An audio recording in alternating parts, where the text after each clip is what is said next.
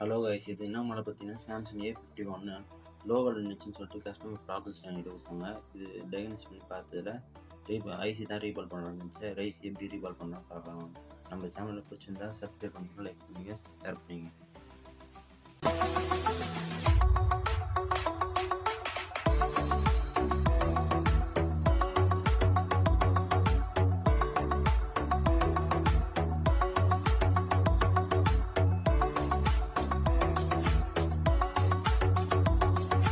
நம்ம சேனல் என்ன வீடியோ வேணுமோ அதை கமெண்ட் பண்ணுங்கள்.